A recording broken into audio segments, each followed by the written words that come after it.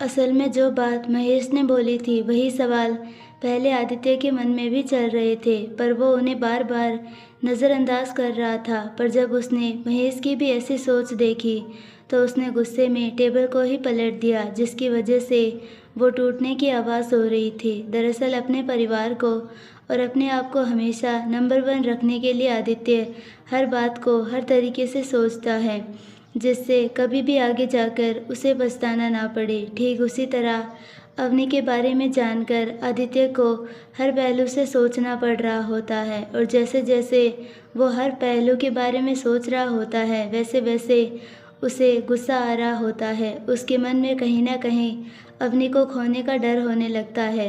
उसे ये डर होता है कहीं जो कुछ भी वो सोच रहा है अगर वो सच हुआ तो वो क्या करेगा, कैसे वो ये सब बर्दाश्त कर पाएगा। ये सब सोच सोच कर आदित्य पागल होने लगता है। जो भी चीज़ उसके हाथ में आ रही होती है वो उसको ही फेंक रहा होता है। वहीं महेश भी अपने बॉस को समझ रहा होता है, क्योंकि उसके बॉस ने पहली बार किसी लड़की को अपने करीब आने दिया था। अगर सच में जो उसने अभी सोचकर बोला वही हुआ तो उसका बॉस बुरी तरह से टूट जाएंगे। वहीं आदित्य गुस्से से दीवार पर मुक्का मारकर कुछ सोचकर अपने आप को शांत रख के महेश से बोला, मैंने जो दादी माँ और दादाजी के लिए गिफ्ट में पेपर्स तैयार करवाए थे, क्या वो तैयार है? आदित्य की बात सुनकर महेश के चेहरे पर हैरानी के भाव आ जाते हैं। वो हैरानी से बोला, सर वो इतना ही बोलकर अटकने लगता है। महेश को ऐसे अटकता देखकर आदित्य महेश को देखता है। महेश जल्दी से बोला, सर पेपर्स रेडी है। इतना बोलकर अपना सर झुका लेता है। उसके दिमाग में बहुत कुछ चल रहा होता है। आदित्य स्टडी रूम में बाहर जाते हुए बोला, वो पेपर्स मेरे रूम में होने चाहिए। इतना बोलकर वो वहाँ से चला जाता है। महेश अभी भी अपनी उलझनों में उलझा होता है। उसे कुछ समझ नहीं आ रहा होता कि सर अब उन पेपर्स का क्या करेंगे। वो इतना सोचते हुए अपने फ़ोन से किसी को फ़ोन लगाकर बोला, मुझे आज रात तक पार्थ मल्होत्रा के बारे में छोटी से छोटी जानकारी चाहिए। इतना बोलकर फ़ोन काट देता है। महेश किसी नौकर को बुलाकर आदित्य का स्टडी रूम पहले जैसा करवाने के लिए बोल देता है और खुद में बड़बड़ाते हुए बोला, क्या हो रहा है, कुछ समझ नहीं आ रहा।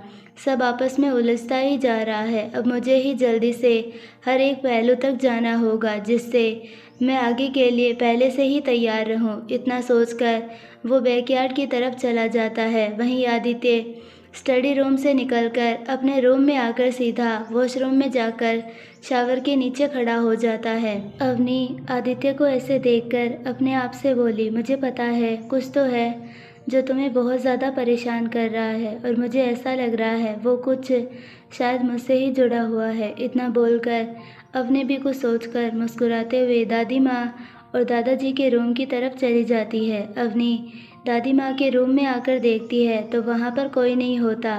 वो हॉल में आ जाती है। हॉल में भी अवनी को कोई नहीं मिलता। अवनी सामने से जा रही लेडीज स्टाफ से मुस्कुराते हुए बोली, क्या आपने दादी माँ और दादाजी को देखा? वो लेडी स्टाफ अपना सर झुकाकर बोली, मैम सब लोग अभी थोड़ी देर पहले मंदिर गए हैं, बड़ी मैम के बोलने पर। इतना बोलकर वो लेडी स्टाफ सर झुकाकर खड़ी हो जाती है। अवनी मुस्कुराते हुए बोली, थैंक्स बोलकर हॉल में बैठ जाती है। अवनी को सोचकर पहले पार्थ को कॉल करती है, पर पार्थ अवनी का कॉल पिक नहीं करता तो अवनी मुंह बनाकर अपने आप से बोली, अब जब मैं याद कर रही हूँ तो खुद बिजी है। अवनी अपने चारों तरफ देखकर एक कॉल करती है। काफ़ी देर घंटी जाने के बाद वहाँ से फ़ोन उठा लिया जाता है। फ़ोन उठते ही अवनी कड़क लहजे में बोली, क्या पता चला कब इंडिया वापस आ रहा है वो?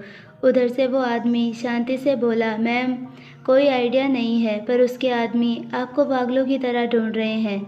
अवनी कुछ सोचकर मुस्कुराते हुए बोली, शेरनी कभी झुंड पर वार नहीं करती, वो तो एक बार में सीधा अपना शिकार दबोचती है। अवनी की बात सुनकर वो आदमी भी मुस्कुराते हुए बोला, तब तो फिर शेरनी को थोड़े दिन बिन शिकार ही रहना होगा। अगर वो चाहे तो झुंड से छोटा मोटा शिकार कर सकती है। अपने चेहरे पर शून्य भाव लेकर बोली, कोई छोटा मोटा शिकार नहीं होगा, अब सामना करना है बस। इतना बोलकर एकदम चुप हो जाती है। वो आदमी कुछ सोचकर बोला, मैम क्या आप मिस्टर प्रताप सिंह की मदद लेने वाली है? अवनी तपाक से बोली, बिल्कुल नहीं। ये सब मेरी, अवनी मल्होत्रा और संजय राठौड़ की लड़ाई है। यह सब बोलते हुए अवनी की आंखों में एक अलग ही आग दिख रही होती है। अवनी बात बदलते हुए बोली, वैसे ये बताओ, पता चला मल्होत्रा ग्रुप्स में से कौन है जो अंदर की जानकारी दूसरी कंपनी को दे रहा है? दरअसल पार्थ इसीलिए इतना बिजी है क्योंकि कोई मल्होत्रा ग्रुप्स में से अंदर की जानकारी देकर कंपनी को डुबोने की कोशिश कर रहा है और पार्थ कंपनी अपनी वो पोजीशन पर रखने के लिए हर चीज़ खुद पर देखकर और कर रहा है। वो आदमी सीरियस होकर बोला, मैम, जहाँ तक मैंने अपनी जांच पड़ताल की है उससे मुझे पता चला है कंपनी का मैनेजर ही ये सब कर रहा है। अवनी थोड़ा हैरान होकर बोली, क्या तुम सच कह रहे हो? क्योंकि ये बात फिर और सीरियस हो जाएगी क्योंकि वो मैनेजर बहुत पुराना और वफादार है।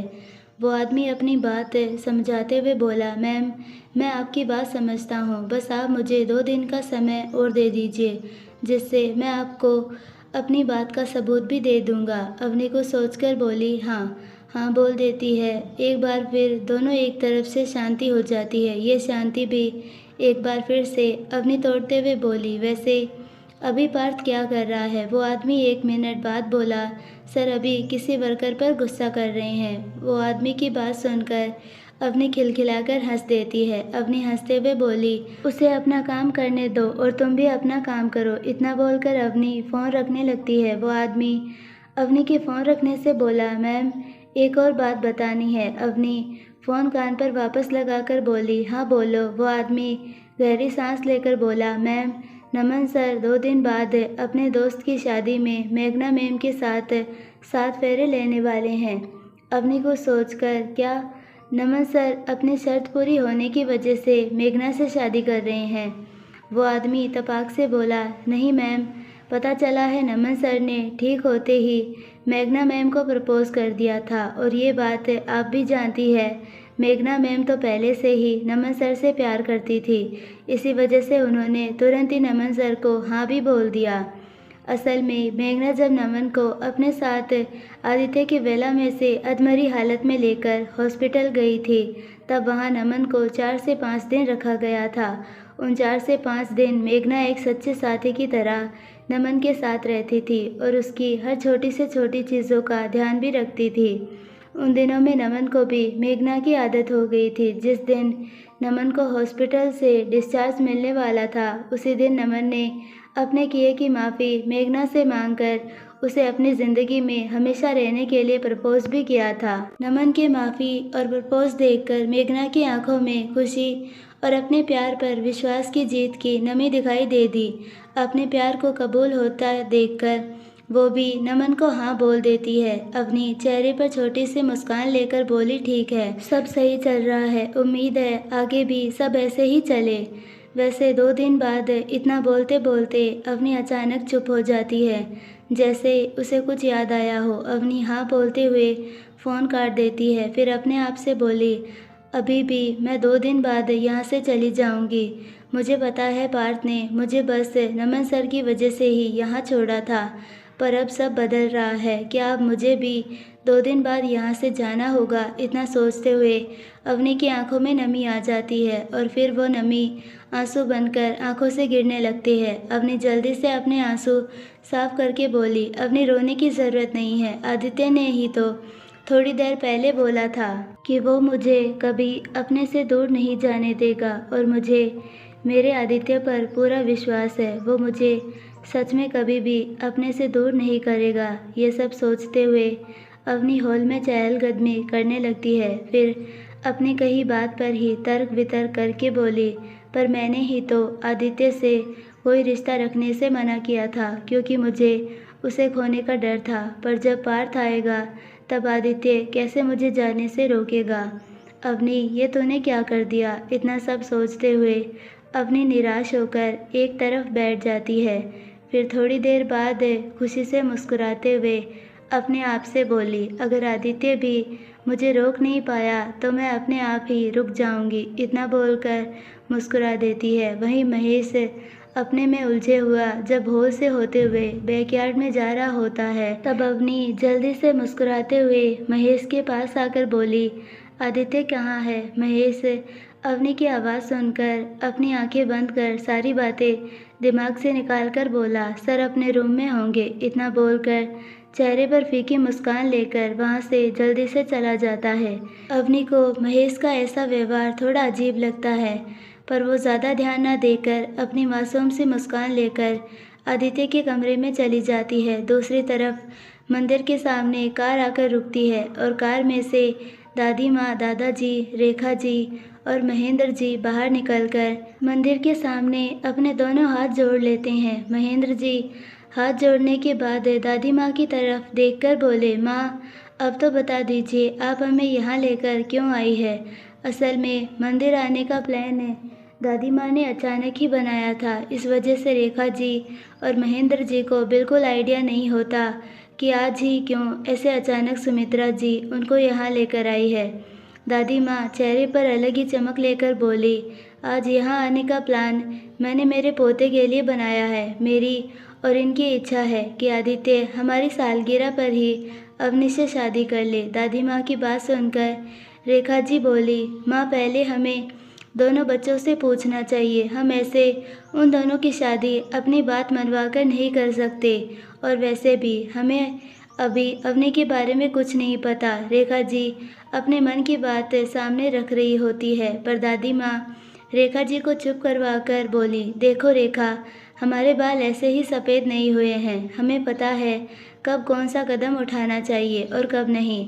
अगर अवनी हमारे पोते के लिए ठीक नहीं होती तो हमारा पोता ही अब तक उसे अपने घर में नहीं रखता। अब तुम्हारी बात मानते हैं, आजकल के बच्चों को टाइम चाहिए एक दूसरे को अच्छे से समझने के लिए। हमें जितना टाइम देना था हमने उन दोनों को दे दिया। इतना बोलकर वो चुप हो जाती है। फिर गहरी सांस लेकर महेंद्र जी और रेखा जी की तरफ देखकर बोली, आज हम मंदिर के बाद आश्रम भी जाएंगे। हम चाहते थे कि जब गुरुजी हमारे घर आए तब हम आदित्य और अवनी की बात करें उनसे, पर वो कुछ दिनों के लिए कहीं जा रहे हैं, इसीलिए हमें उनसे मिलकर आदित्य और अवनी के बारे में बात करनी होगी। इतना बोलकर वो मंदिर के अंदर चली जाती है। रेखा जी दादी माँ को अंदर जाता देखकर अपने आप में बोली, पता नहीं क्यों आज मन में एक डर बैठा है। इतना बोलकर एक बार फिर हाथ जोड़कर प्रार्थना करने लगती है। फिर वो भी महेंद्र जी के साथ दादी माँ और दादाजी के पीछे चली आती है। वही अपने चेहरे पर मुस्कान लेकर आदित्य के कमरे में आती है। अवनी को आदित्य कमरे में कहीं नहीं दिखता, पर उसे वॉशरूम से पानी गिरने की आवाज़ें आती है। वो जल्दी से वॉशरूम के दरवाजे पर बार बार आदित्य को पुकारने लगती है, पर आदित्य शावर के नीचे दोनों आंखें बंद किए अपनी सोच में उलझा होता है। अवनी जब बहुत बार आदित्य को आवाज़ लगा देती है और उन आवाज़ों को सुनकर जब आदित्य बाहर नहीं आता तो अवनी दरवाजे पर नॉक करने के लिए जैसे ही दरवाजे को छूती है वैसे ही दरवाज़ा हल्का खुल जाता है। अवनी जल्दी से डोर खोलकर वॉशरूम में आ जाती है। वॉशरूम में आदित्य को शावर के नीचे खड़ा देखकर अवनी को पहले का कुछ याद आता है, जब भी आदित्य ऐसे ही शावर के नीचे खड़ा था और बेहद गुस्से में था। वो याद आते ही अवनी समझ जाती है कि आदित्य आज भी बहुत गुस्से में है। वो गहरी गहरी सांस छोड़कर आदित्य के पास आकर उसे अपने गले लगा लेती है और अपने एक हाथ से आदित्य की पीठ को सहलाते हुए बोली, आदित्य, आदित्य देखो मुझे।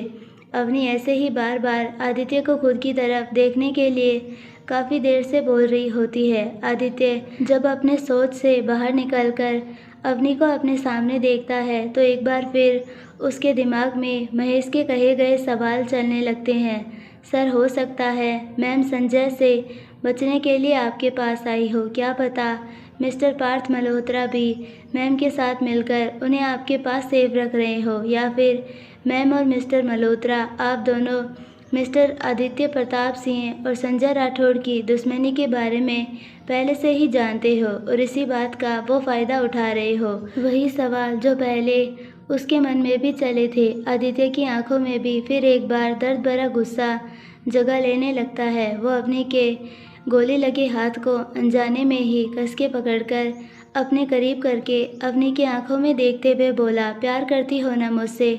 कभी धोखा नहीं दोगी ना अपने आदित्य को? हमेशा साथ रहोगे ना मेरे? आदित्य अवनी की आंखों में देखकर अपने सवाल पूछ रहा होता है। वहीं अवनी दर्द में आदित्य की आंखों में देखकर आदित्य का दर्द समझ रही होती है। गोली लगे हाथ को कसकर पकड़ने की वजह से अवनी को बेहद दर्द महसूस होने लगता है, पर आदित्य की आंखों में खुद को खोने का डर और दर्द देखकर उसकी आंखों में नमी आ जाती है। वो बड़ी मुश्किल से अपने दर्द को बर्दाश्त करते हुए आदित्य का चेहरा अपने दोनों हाथों में लेकर बोली, हाँ, अवनी अपनी आदित्य से बहुत प्यार करती है और वो कभी भी अपने आदित्य को धोखा नहीं देगी और ना ही उससे दूर जाएगी। सुना तुमने?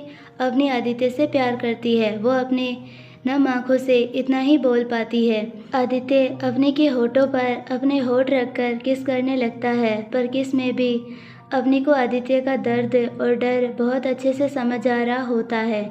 वो अपनी हिम्मत बटोरकर आदित्य की पीठ को अपने एक हाथ से सहलाकर शांत करवा रही होती है। आदित्य धीरे धीरे शांत हो जाता है।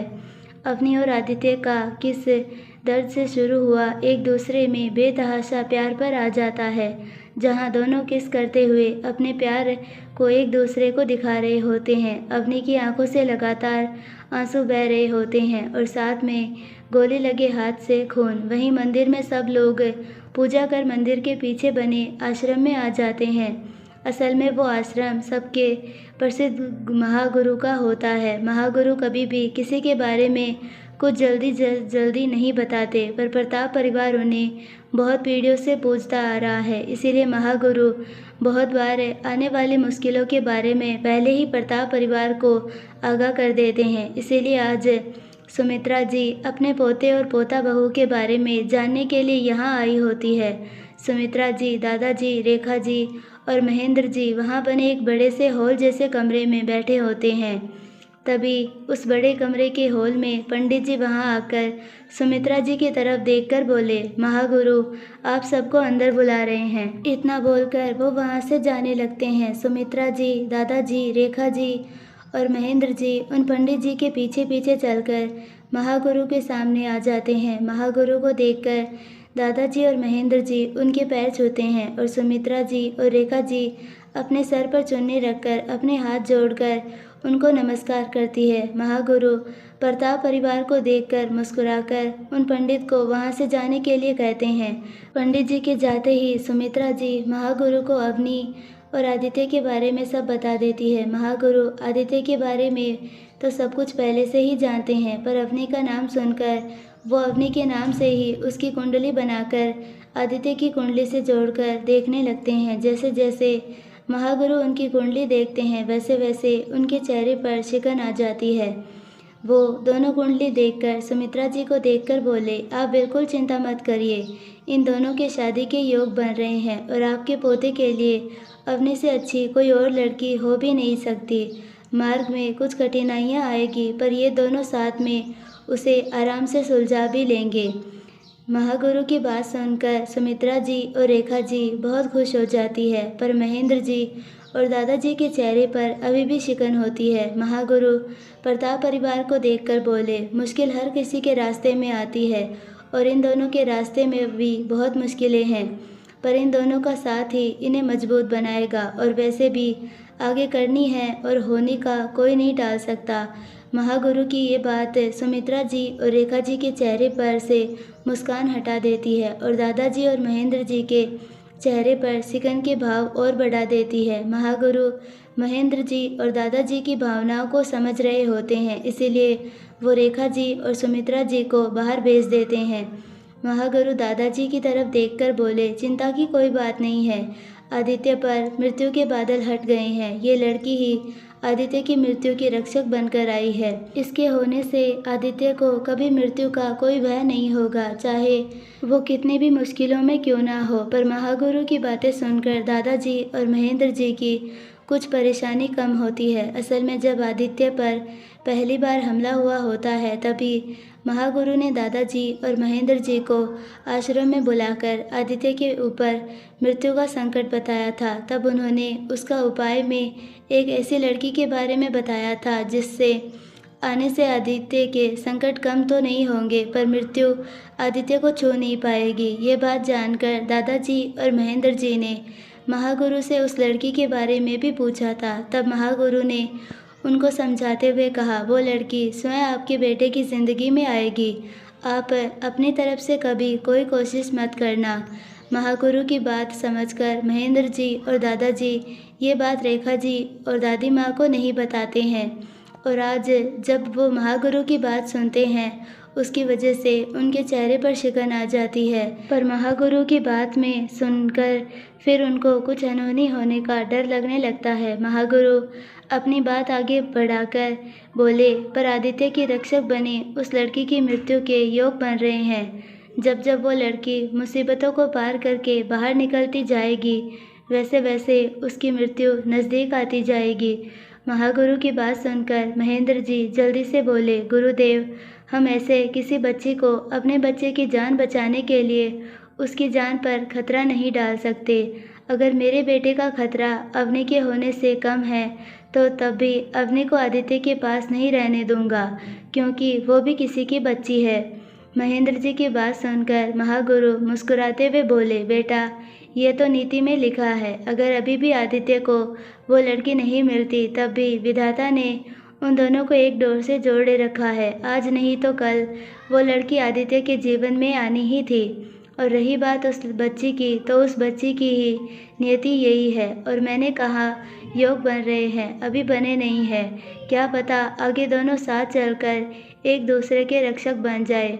महागुरु की बात सुनकर महेंद्र जी और दादाजी को आश्वासन नहीं मिलता, पर फिर भी दादाजी महागुरु से बोले, गुरुदेव, कुछ उपाय तो होगा जो इन बच्चों को हमेशा सुरक्षित रखे और इनकी मुसीबतों को कम कर दे। दादाजी की बात सुनकर महागुरु मुस्कुराते हुए बोले, नियति में जो लिखा है वो कोई परिवर्तन नहीं कर सकता, फिर भी आप कोशिश कर सकते हैं। जितना हो सके दोनों बच्चों को अपनी आंखों के सामने रखें, मतलब घर पर ही रखें। इतना बोलकर वो मुस्कुराते हुए अपनी आंखें बंद कर लेते हैं, जैसे कह रहे हो, अब आप दोनों जा सकते हैं, मेरे ध्यान का समय हो गया है और अब मैं इससे ज़्यादा आपके सवालों का जवाब नहीं दे सकता। दादाजी और महेंद्र जी महागुरु के पैर छूकर हाथ जोड़कर मुस्कुराते हुए नमस्कार बोलकर बाहर आ जाते हैं। महागुरु अपने आप से बोले, दोनों एक दूसरे के लिए ही बने हैं विधाता, फिर ये मृत्यु का योग क्यों? दोनों एक दूसरे ही, दोनों के जीवन में मुश्किलें इतनी हैं, फिर भी दोनों को एक दूसरे की फिक्र है। विधाता, इतने उतार चढ़ाव से ये दोनों यहाँ पहुँचे हैं और कितनी परीक्षा लेगा दोनों बच्चों की। पर मैं ये जानकर खुश हूँ, अगर दोनों बच्चों ने ये पड़ाव धैर्य, सब्र, विश्वास और हिम्मत से पार कर लिया तो फिर इन्हें कोई अलग नहीं कर सकता। वहीं आदित्य अवनी को आराम से बेड पर बैठाकर उसके गोली लगे हाथ की ड्रेसिंग कर रहा होता है। अवनी जानकर अपने हाथ को बार बार हिला रही होती है, जिससे आदित्य कुछ तो बोले उससे, पर आदित्य अपनी गलती की वजह से कुछ नहीं बोल पा रहा होता। असल में उसे अपने ऊपर गुस्सा आ रहा होता है कि वो कैसे अवनी को दर्द दे सकता है। अवनी आदित्य को अच्छे से समझ रही होती है। वो आदित्य का अपने ऊपर से गिल्ट पर से ध्यान हटाने के लिए बोली, वैसे आपने बताया नहीं मुझे, क्यों मैं अपने 50% कंपनी के शेयर्स अभी पार्थ के नाम नहीं कर सकती? आदित्य अवनी का ऐसा सवाल इस समय पूछने का मतलब अच्छे से समझ रहा होता है। वो अवनी की पट्टी करके वहाँ से उठकर जाने लगता है। अवनी को आदित्य को ऐसे शांत देखना बिल्कुल अच्छा नहीं लग रहा होता है, तो अवनी ज़ोर से अपने उल्टे हाथ से आदित्य का हाथ अपनी तरफ खींचती है। अचानक से ऐसे खींचने से आदित्य सीधा अवनी के ऊपर आ जाता है। आदित्य को अपने ऊपर देखकर अवनी की आंखें हैरानी से बड़ी बड़ी हो जाती है और चेहरे पर अपनी इस हरकत की मासूमियत होती है।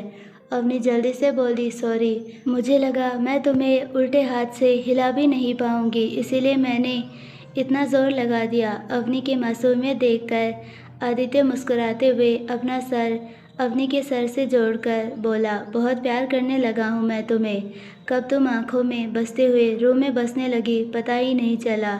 तुम्हें खोने के नाम पर ही ये हाल है, तो तुम्हारे दूर होने पर तो आदित्य के बाकी के शब्द उसके मुंह में ही रह जाते हैं, क्योंकि अवनी आदित्य के होठों पर अपने होठ रखकर उसे चुप करवा देती है।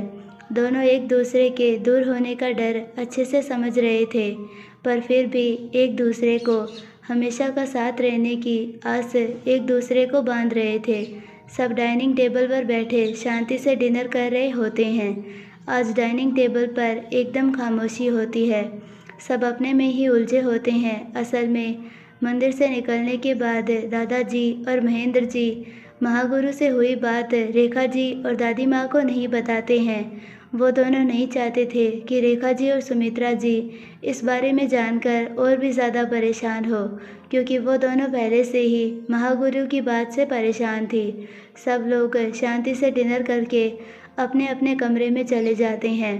अवनी भी डिनर करने के बाद अपने रूम में चली जाती है। आदित्य अपने रूम में आकर महेश के रखे हुए पेपर्स उठाकर देखता है। फिर कुछ सोचकर वो पेपर्स और पेन अपने साथ लेकर अवनी के रूम की तरफ बढ़ जाता है। अवनी बेड पर लेटे कुछ याद करके आंखों में नमी लिए मुस्कुरा रही होती है। आदित्य रूम में आकर अवनी को रोते और मुस्कुराते साथ देखकर हैरान हो जाता है और जल्दी से अवनी के पास आकर बोला, अवनी क्या हुआ बच्चा, तुम रो क्यों रही हो? आदित्य अवनी को अपने पास देखकर गले लगाकर रोने लगती है। आदित्य को कुछ समझ नहीं आ रहा होता कि वो अवनी को शांत कैसे करवाए। तभी अवनी का फ़ोन रिंग होने लगता है। आदित्य का फ़ोन हाथ में लेकर देखता है तो पार्थ का फ़ोन आ रहा होता है। आदित्य अवनी को देखता है जो किसी बच्चे की तरह उसके गले लगकर सुबक रही होती है। अवनी के फ़ोन पर पार्थ का चौथी बार फ़ोन आता देखकर आदित्य कुछ सोचकर फ़ोन उठाकर अवनी के कान के पास लगा देता है। अवनी अभी भी सुबक रही होती है। पार्थ अवनी को सुबकता देखकर बोला, अवनी तुम फिर से वो सब याद करके रो रही हो ना? अवनी सुनो तो। आदित्य लगातार अवनी की पीठ को सहलाकर चुप करवाने की कोशिश कर रहा होता है। पार्थ लगातार अवनी को चुप करवाते हुए बोला, अवनी तू क्यों याद करती है बार बार वो सब? तुझे मैंने कितनी बार समझाया है, जो चीज़ याद करने पर दर्द दे उसे याद नहीं करना चाहिए। तू सुन रही है ना अवनी? अवनी सुबकते हुए थोड़ा गुस्से से बोली, ये यादें कभी दर्द नहीं दे सकती, कभी नहीं। ये मेरी यादें बस मेरी है। इतना बोलकर वो आदित्य के हाथ के साथ फ़ोन को अपने से दूर कर देती है। पार्थ अपनी तरफ से फ़ोन काटकर बोला, तुझे समझना होगा अवनी, कुछ यादें भूलने के लिए ही होती है, और जो यादें तुझे बार बार गिल्टी महसूस करवाती है वो तुझे भूलनी ही होगी। और मुझे पता है तू ये याद हर बार गिल्ट की वजह से ही याद करती हो रोती है। इतना बोलकर उसकी आंखों में भी नमी आ जाती है। आदित्य अवनी का चेहरा अपनी तरफ करके बोला, क्या बात है बच्चा, तुम मुझे तो बता सकती हो, बिल्कुल अच्छी नहीं लगती हो रोते हुए तुम। आदित्य की बात सुनकर अवनी अपने आप को शांत करके आदित्य की आंखों में देखती है। कुछ ऐसी यादें हैं जो मुझे हर 3-4 दिन में याद करनी पड़ती है। वो यादें हर बार मुस्कान कम आंसू ज़्यादा देती है, पर फिर मैं उन्हें कभी भी भूल नहीं सकती। आदित्य अवनी के माथे पर किस करते हुए बोला, तो किसने बोला तुम उन यादों को छोड़ो? मेरी मानो तो उन यादों में कुछ नया यादें जोड़ो, नहीं तो उन यादों को नए तरीके से याद करो। अवनी आदित्य की आंखों में कुछ देखकर उसके सीने से किसी छोटे बच्चे की तरह चिपक कर बोली, उन यादों में दूसरी यादें जोड़ने के लिए मेरे पास कुछ नहीं है। आदित्य अवनी पर अपनी पकड़ कसकर कुछ नहीं बोल पाता, क्योंकि आदित्य को पता ही नहीं होता कि अवनी किसकी याद कर रही होती है। इसीलिए वो शांति से बस अवनी के बोलने का इंतज़ार करने लगता है। काफ़ी समय तक अवनी वैसे ही चिपके हुए बैठी रहती है। फिर कुछ सोचकर आदित्य से दूर होकर बोली, हाँ तुमने बताया नहीं क्यों मैं अपने शेयर से पार्थ के नाम करने में जल्दबाजी कर रही हूँ। अवनी की बात सुनकर आदित्य हैरानी से अवनी को देखता है। उसे बिल्कुल विश्वास नहीं हो रहा होता कि ऐसे टाइम पर अवनी को इस बारे में बात करनी है। वो अवनी से बात करने से पहले अवनी की आंखों में झांक कर देखता है। आदित्य को अवनी की आंखों में अपने कहे सवाल के जवाब का इंतज़ार दिख रहा होता है। आदित्य कुछ देर रुककर बोला, मुझे कोई प्रॉब्लम नहीं है कि तुम पार्थ को अपने शेयर दे रही हो। उल्टा मुझे ये जानकर बहुत अच्छा लगा कि तुम अपने भाई को अपने शेयर्स दे रही हो। जहाँ लोग शेयर्स पाने के लिए एक दूसरे से लड़ते हैं, वहीं तुम अपने मन से दे रही हो। बस मैं इतना कह रहा हूँ, तुम ये सब थोड़ा जल्दबाजी में कर रही हो। अवनी आदित्य की बात पर अपना पक्ष रखते हुए बोली, मुझे समझ नहीं आ रहा, जब मुझे शेयर देने ही हैं तो आज दूँ या कल, एक ही बात, फिर क्या फ़र्क पड़ता है। आदित्य अवनी को समझते हुए बोला, मेरा मतलब है तुम अभी थोड़े दिन और रुको और अच्छे से सोचकर फैसला करो। अवनी झल्लाकर बोली, मैं ये बात समझ नहीं पा रही हूँ। आपको ऐसा क्यों लग रहा है मैंने इस बारे में नहीं सोचा होगा। मैंने बहुत सोचकर यह फैसला लिया है और मेरे अभी देने से कहाँ जल्दबाजी हो रही है। मैंने पूरे 2 महीने से सोचा है ये करने का। इतना बोलते हुए अवनी अपनी दोनों उंगली दिखाने लगती है। आदित्य अवनी की नादानी और मासूमियत पर मुस्कुराते हुए उसके दोनों गाल खींचकर बोला, बच्चा तुम समझ नहीं रही हो। अच्छा, जब तुमने इतना ही सोचा है तो ये बताओ, तुम शेयर्स पार्थ के नाम करके पेपर्स कैसे पार्थ को देने वाली हो? क्योंकि पार्थ के हिसाब से अभी तो तुम्हें कुछ नहीं पता कि तुम उसकी बहन हो और मौसी की बेटी हो। आदित्य की बात सुनकर अवनी के चेहरे के भाव ही बता रहे होते हैं कि उसने इस बारे में कुछ नहीं सोचा था। इसीलिए वो अपनी एक उंगली अपने गाल पर बार बार मारकर सोचने लगती है। आदित्य अवनी की इस हरकत पर खुद को रोक नहीं पाता है, इसीलिए वो अवनी को अपनी गोद में उठाकर बेड पर लेटा देता है और खुद उसके पास बैठकर बोलने ही वाला होता है कि अवनी अचानक से खुश होकर वापस बैठ जाती है। आदित्य के पास बैठकर बोली, क्या सोचा है, अब मुझे भी बता दो। अवनी मुस्कुराते हुए अपना हाथ आदित्य के गाल पर डालकर बोली, मैं चाहती हूँ कि आप वो पेपर्स अपने हाथ से पार्थ को दे, फिर सही समय पर मैं पार्थ को सब कुछ सच बता दूंगी। आदित्य अवनी की बात सुनकर उसके हाथ पर अपने गाल से हटाकर बोला, बच्चा तुम क्यों नहीं समझ रही हो? जो तुम करने वाली हो उससे पार्थ को नाराज़गी होगी। अवनी आदित्य को समझाते हुए बोली, पार्थ को किस बात की नाराज़गी होगी जब वो पेपर्स ही उसे आप देंगे, और भला वो इससे नाराज़ क्या होगा? आदित्य अवनी को अपनी तरफ करके बोला, क्योंकि वो तुम्हारी मॉम की आखिरी निशानी है तुम्हारे पास, और पार्थ ये बात जानता है, इसीलिए वो तुमसे कभी भी ये पेपर्स नहीं लेगा। आदित्य की बात सुनकर अवनी एकदम शांत हो जाती है। अवनी को शांत देखकर अपने आप से बोला, मैं जानता हूँ तुमने इस बारे में भी कुछ नहीं सोचा होगा, क्योंकि तुमने बाकी चीज़ें तो बिना सोचे समझे अपनी दूसरी मम्मा को दे दी है। अब तुम उनकी आखिरी निशानी जो उन्होंने खुद अपनी मर्जी से अपनी बेटी के नाम की है, वो मैं तुम्हें ऐसे ही तुमसे दूर करने नहीं दूंगा।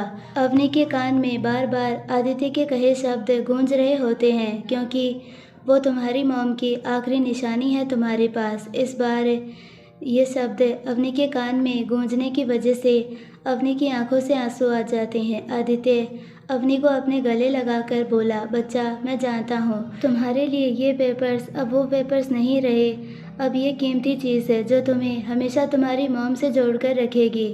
अवनी थोड़ा चिल्लाकर बोली, नहीं नहीं नहीं, ये पेपर्स मेरे लिए अभी भी कीमती नहीं है, कुछ कीमती नहीं है मेरे लिए, कुछ भी नहीं। इतना बोलकर वो अपने घुटने के बल बैठकर रोने लगती है। आदित्य अवनी की बात सुनकर हैरानी से उसे देखता है, फिर उसके पास बैठकर बोला, अवनी तुम्हें अगर वो शेयर्स वाले पेपर्स पार्थ को देने हैं तो तुम दे देना, पर प्लीज़ ऐसे मत रो बच्चा, प्लीज़ ऐसे मत रो। आदित्य बोल ही रहा होता है कि अवनी सुबकते हुए बोलने लगती है। अवनी बोली, आपको पता है जब कोई हमें छोड़कर चला जाता है तब लोग अक्सर उन चीज़ों को अपने पास रखकर उन्हें याद रखते हैं। क्या आपको यही लगता है कि सच में वो चीज़ें अपने पास रखने से हमारे पास उनकी यादें रहती है? बिल्कुल नहीं, ऐसा बिल्कुल नहीं होता है। आपको तो पता है ना मेरी मम्मा के लिए कितनी कीमती है ये कंपनी। वो सोना चांदी हार के नहीं, हम थे। थोड़ा नाराज़गी और चिढ़कर बोली, हम थे, मैं और पापा थे। पर मेरी वजह से मैंने ही मम्मा से उनकी दोनों सबसे कीमती चीज़ें छीन ली। इतना बोलते हुए अवनी आदित्य के पास आ जाती है। अवनी आदित्य की आंखों में देखकर फिर से आगे बोलती है, आपको पता है, जब मैं इस दुनिया में आई थी, जब लोग अक्सर खिलौने से खेलते थे, पर मैं अपने मम्मी पापा के साथ खेलती थी। पापा मुझे अपने ऊपर बैठाकर पूरे घर में घुमाते थे और मम्मा हम दोनों को पकड़ने के लिए आया करती थी। पर आपको पता है, मम्मा हर बार मुझे डराने के लिए शेर की तरह आवाज़ निकालती थी, पर मैं भी कभी नहीं डरती थी। पर जब पापा मम्मा को पीछे से आकर डराया करते थे, वो मुझे खिलखिलाकर हंसते देखने के लिए डरने का नाटक करती थी। मम्मा को डरता देखकर मैं खिलखिलाकर हंसती थी। मुझे हंसता देखकर मम्मा पापा दोनों मुझे प्यार से अपने गले लगा लिया करते थे। अपनी आगे उसी तरह सुबकते हुए बोली, आपको पता है, मम्मा के लिए कीमती मैं और पापा थे, ठीक वैसे ही पापा के लिए कीमती मैं और मम्मा है, तो मेरे लिए भी कीमती मम्मा और पापा होने चाहिए ना कि उनकी वो पूंजी जो उन्हें मुझे कभी हासिल करना सिखाया ही नहीं। मैं मेरे पापा को मेरी मम्मा की कीमती चीज़ों से दूर करने की ज़िम्मेदार हूँ। मैं ज़िम्मेदार हूँ। जब मैंने दोनों की कीमती चीज़ें दूर ही कर दी अपने से और उनसे, अब कुछ कीमती नहीं बचता, कुछ कीमती नहीं बचा है अब, सिर्फ उन दोनों के अलावा कुछ नहीं है, कुछ भी नहीं। अब इतना बोलकर वो बुरी तरह टूट जाती है। असल में अवनी को लगता है उसकी वजह से आज वो अपने पापा और अपनी मम्मा के कीमती एहसासों से दूर है। अवनी को यह भी लगता है कि उसकी वजह से अब मीरा जी, जय जी और उसकी लाइफ में इतना नहीं है, क्योंकि नई मम्मा से आने से जहाँ माता के नाम पर अवनी पहले मीरा जी लिख सकती थी, आज वहाँ उसे अपनी नई मम्मा का नाम लिखना पड़ता है। आज पहले अपने पापा जय जी के नाम के साथ पहले बस अपनी मम्मा के नाम को जोड़ने का अधिकार था, वहाँ आज उसकी वजह से उन नई मम्मा को ये अधिकार मिल गया है। असल में ये बात है कि जब मीरा जी की मौत हुई थी, तब अवनी बस 5 साल की बच्ची थी। उस समय अवनी के पास उसके पापा के अलावा कोई नहीं था।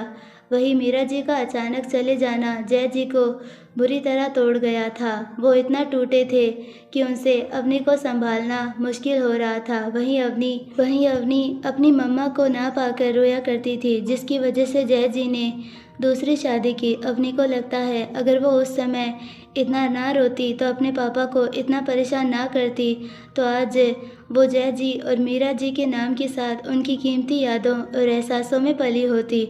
उसकी वजह से उसने अपनी मम्मी पापा की कीमती यादें, एहसास खोए हैं। तो अब इन चीज़ों का क्या मोल? कहते हैं ना, कई बार कुछ चीज़ें दिल में बैठ जाती है, जैसे काश मैंने वो कर लिया होता, काश मैं कभी उससे मिला ही ना होता। काश ये बहुत बार हमारे जीवन में एक गिल्ट और दर्द की तरह बैठ जाता है। तो कोशिश करिए कभी भी आप सब अपने जीवन में इस काश को नहीं आने देंगे। जो गया उसे जाने देना चाहिए, और जो चल रहा है कोशिश करिए आप जो कुछ भी कर रहे हैं सोच समझ कर करें। अवनी तो उस टाइम एक नादान बच्ची थी, तब भी उसे वो अपनी गलती लगी। बाकी आप सब सोच सकते हैं, क्योंकि आप सब समझदार हैं। आई होप आपको ये पार्ट पसंद आया होगा। अगर पसंद आया है तो प्लीज़ वीडियो को लाइक, शेयर और चैनल को सब्सक्राइब ज़रूर कीजिए, और बेल आइकन नोटिफिकेशन को ऑल पर सेलेक्ट कर दीजिए, ताकि हमारी सारी वीडियोस की नोटिफिकेशंस आपको मिलती रहे। और अगर आप हमारे चैनल पर नए हो तो प्लीज़ हमारे चैनल को सब्सक्राइब ज़रूर कीजिए। धन्यवाद। मिलते हैं नेक्स्ट पार्ट में।